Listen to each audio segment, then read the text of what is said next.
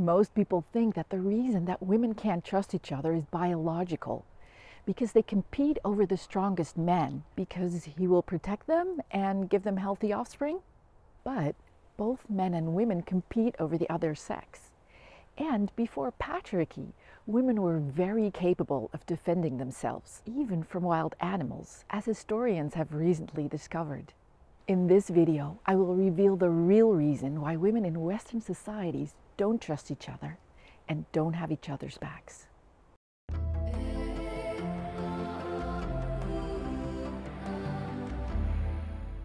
Let me start by saying this. With the decline of patriarchy and the push of the feminist movement, Western women have started bonding in sisterhoods once again. Yet, patriarchal societies still show women mistrusting each other, not being happy for each other's success, and stabbing each other in the back. But if we go way back in history, and even in most non-Western societies and indigenous societies, we see that women cooperate, bond in strong sisterhoods, and have each other's backs. But societies where women don't trust each other have one thing in common. They had massive witch hunts. During the times of the witch hunts, also known as the burning times, an estimated 100,000 people were accused, tortured, and most of them brought to an undignified and painful death.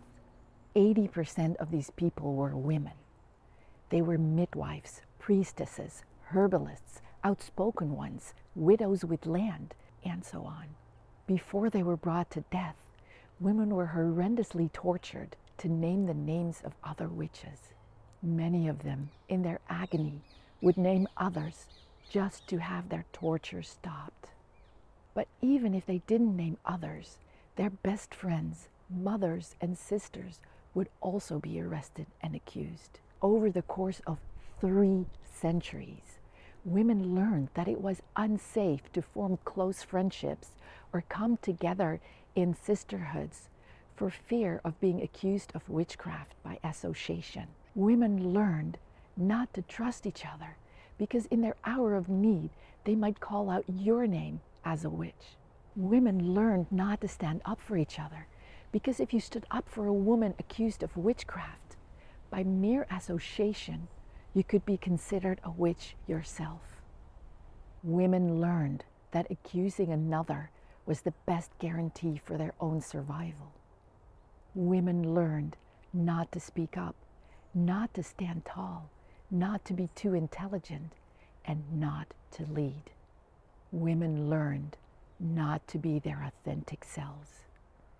This fear of the stake trickled down through the generations from mother to daughter, and even fathers would keep this fear alive by telling their daughters, "You are too intelligent for your own good." And to this day, misogynist elements in our society keep this fear of the stake alive, impeding women to stand tall, speak up, and have each other's backs. The witch hunts were buried in history. Yet learning about them is essential for women to see that their behavior was learned, not natural.